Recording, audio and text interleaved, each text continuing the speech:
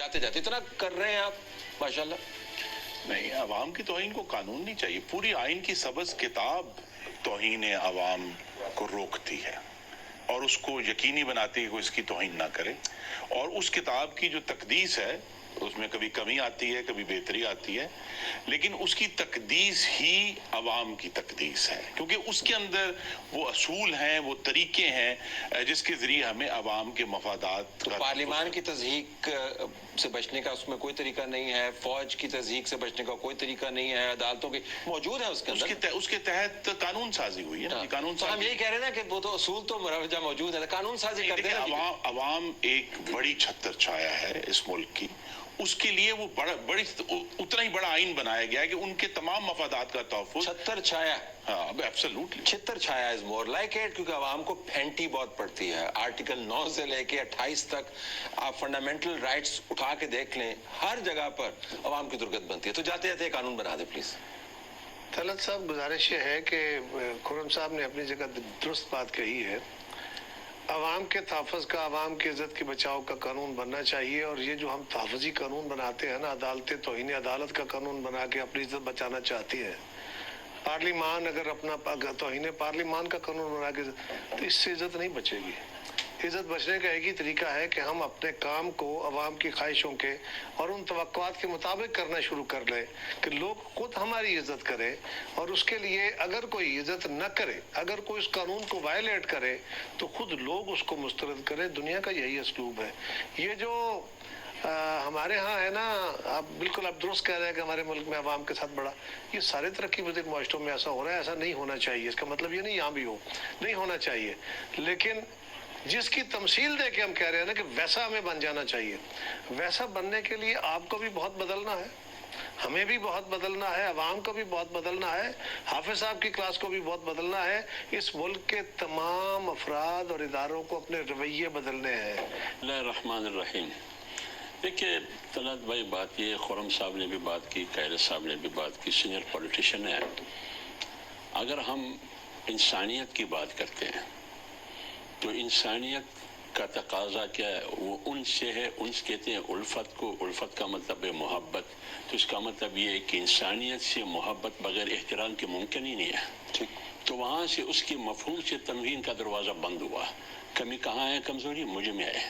ہم جو چلانے والے لوگ ہیں، جو ڈرائیونگ سیٹ پہ بیٹھے ہیں، وہ آپ لوگ تو نہیں ہیں، آپ بھی ہیں. وہ نہیں میں آ رہا ہوں. دیکھیں نا، آپ نے ہر ٹرک کو میری طرف موڑنا ہے، پتہ ہے آپ نے. میں اس دستور کو جو آسمانی ہے اور اس دستور کو جو میں اور قائرہ صاحب نے بنایا، اس کو ساتھ ساتھ لے کے چلتا ہوں. Very good. کوئی تصادم نہیں ہے. وہ ہمیں کہتے ہیں کہ تبدیلی اس وقت تک نہیں آئے گی جب تک آپ خود اپنے آپ کو تبدیل نہ کریں. لہٰذا اگر آپ معاشرے میں تبدیلی چاہتے ہیں، اصلاح اور تعمیر کی صورت میں، تو ڈرائیونگ سیٹ پر کون ہے؟ مکلف وہی ہے، ذمہ دار وہی ہے، مسئول وہی ہے. انہوں نے کرنا ہوگا. اب جو ہم فوج کی توہین کا راستہ روکنا چاہتے ہیں قانون سازی کے ذریعے، پارلیمنٹ کی توہین کا راستہ روکنا چاہتے ہیں قانون سازی کے ذریعے، اور دیگر اداروں کی عدالت کا ہے، ہاں عدالت کا ہے، ہم روکنا چاہتے ہیں. یہ کیوں؟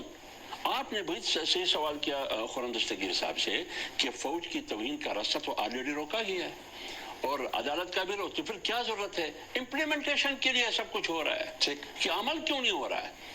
تو اس لیے میں کہتا ہوں، میں آپ کی بات سے اتفاق کرتا ہوں کہ آلریڈی قوانین موجود ہے. احترام کی بات ہے امپلیمنٹیشن، انفورسمنٹ پہ. اچھا، اس موضوع کو ہم ذرا چلائیں گے، لیکن اب سر اگر میں آپ کو، یہ جاتے جاتے بڑی تیزی سے قانون سازیاں ہو رہی ہیں، پیسے بھی ایلوکیٹ ہو رہے ہیں. میرے خیال میں کتنا 51 بلین کے قریب پارلیمنٹیرینز کو ایلوکیٹ کیا آپ نے.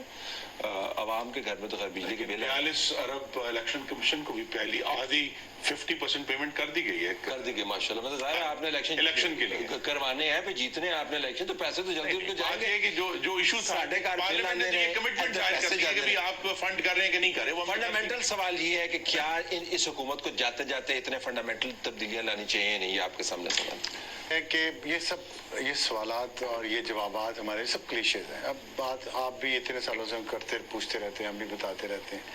بات یہ ہے کہ جب ہماری نیت ٹھیک نہیں ہے تو کچھ بھی ٹھیک نہیں ہوگا اس ملک میں.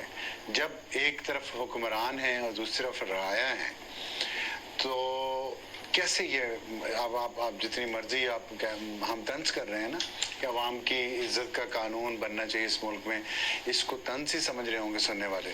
وہ کہیں گے دیکھو بیٹھے اپنی طرف سے بڑی عقل مندی کی باتیں کریں، بڑے دانشور بنے ہیں، ان جیسے 5000 کو لٹکا دیں تو یہ ملک ٹھیک ہو جائے گا. کہا گیا وہاں تو باتیں اس طرح کی سوچ ہے. یہ اگر جہاں پہ سوچ ہے وہاں ہم اپنی توہین کی بات کیا کریں. میں اور دوسری بات یہ ہے کہ جو ہمارے جو ٹپیکل 4 پلرز ہیں اسٹیٹ کے، اگر وہ ہم اپنے آپ کو گھر سمجھ لیں، اور گھر میں میں اگر گھر کا باپ ہوں اور میرے اپنے کمرے میں تو ایئر کنڈیشنر بھی لگا ہوا ہو، اس کو ووڈن فلورنگ ہو، اس کے کارپیٹ بھی بچھے ہوئے ہوں، نرم اس کے بستر ہوں، اور میں اچھے سے اچھا کھانا بھی کھاؤں، لیکن باہر میں اپنے گھر کے لوگوں کو ہر وقت لطر پولا کرتا رہوں، ان کی بے عزتی کرتا رہوں، ان کو گرم ٹھنڈا کھانا بھی نہ ملے، ان کے کمرے بھی ان کے گرمیوں میں گرم اور سردیوں میں سرد ہوں، ان کے لیے آنے جانے کے لیے کوئی گاڑی بھی نہ ہو، اسکول بھی نہ ہو، ہاسپٹل بھی نہ ہو، امن و امان بھی نہ ہو. اسلام آباد جیسے شہر میں جس کو آپ سب سے محفوظ کہتے ہیں، ہمارے ساری گلی کی رات کوئی بجلی کی تاریں ہی اتار کے لے گیا. غربت کا آپ حال دیکھیں کہ ہمارے گلی میں کل رات کو کوئی بجلی کی تاریں باہر سے اتار کے لے گیا، جو میٹر سے گھر کے اندر جاتی ہے. وہ اتنی تار شاید بنتی ہے میٹر 2 میٹر، اس کے اندر کاپر ہوتا ہے. اس میں پتہ خبر کیا ہے؟ خبر یہ ہے کہ اس وقت بجلی نہیں آ رہی تھی.